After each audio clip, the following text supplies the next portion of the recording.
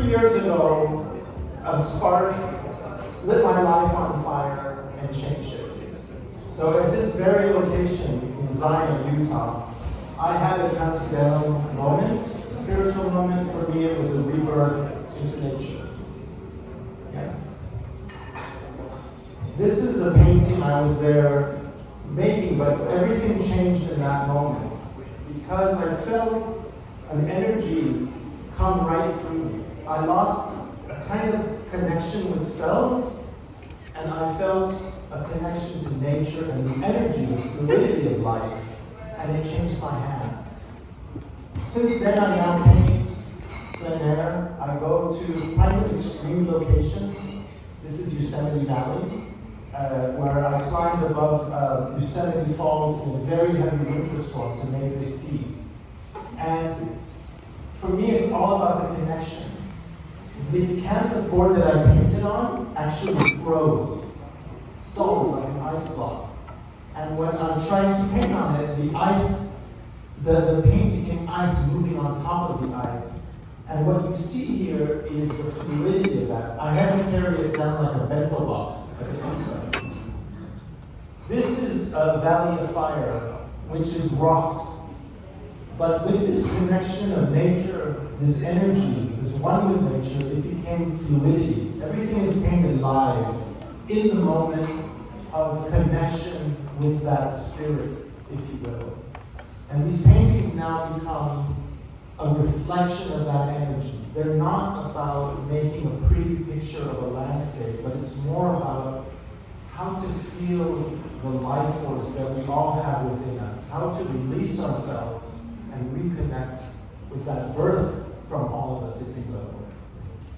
This is another journey into the Yosemite wilderness where I had to take horses and pack horses to carry larger scale canvases and all the painting material. I learned to trust and really love the horses as part of nature, but part of myself, because actually my life depended on it. This was a piece created at Thousand Islands Lake, a weekend, camping, living in the dirt. The pieces are made spontaneously.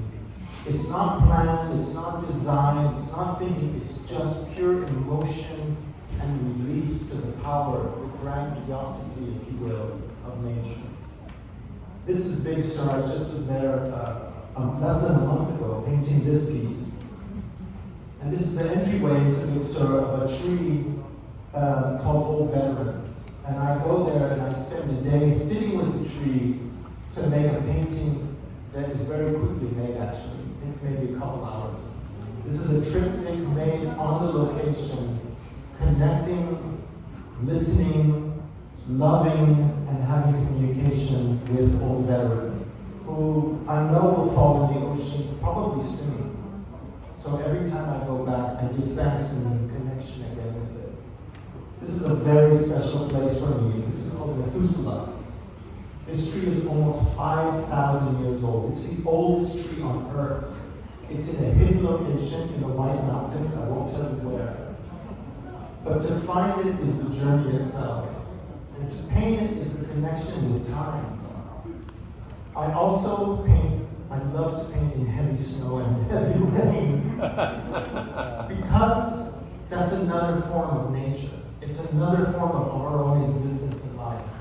And when you paint like this, it mixes into the elements.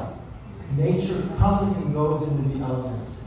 This piece is what you saw me painting there. Literally, the snow, yuki wa no, paint mixes together, and gravity, and everything's alive and moving and pulling. And I'm just a reflection of that moment in time and in space. This is one of my dearest places. It's totally untouched tribal land. You have to get permission from a certain tribe, I won't tell you who, to go to this place. There's no people, there's no trails, there's no roads. It's very difficult to get in. I'll spend weeks there, walking around every canyon, listening to nature tell me, call me one direction to another. This is one of the paintings there. And I know here at this place, I know that if I fall off an edge or die, no one will ever find my body. But it's okay, because I feel this such strong connection to the life force that I come back to it back home.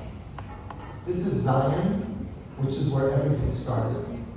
This to me is a very sacred place where now I can recognize the mountains, the trees, the rivers as brothers and sisters. And I think that's how it was with primitive man, old men. They knew that nature was part of them. And I'm afraid that we're losing that now. I'm afraid that with the climate crisis, we are losing our connectivity back to the oneness that we had with nature. And I'm afraid that we are sacrificing so much of our existence. So I really believe that to love and respect nature is to love and respect ourselves. And if we can make that connection again, the story of climate change does not have to be a story of loss.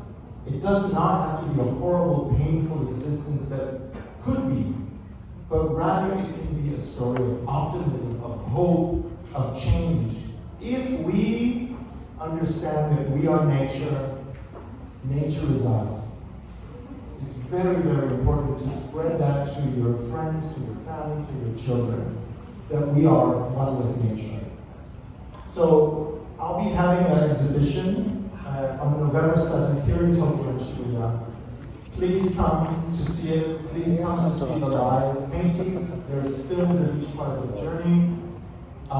You're all invited. I also have a gift for all of you tonight. Well, actually only 200. But wow. They were just printed, and this is one of the latest paintings. Wow. It's a triptych. So we have 200 copies that we can give out here. Yeah.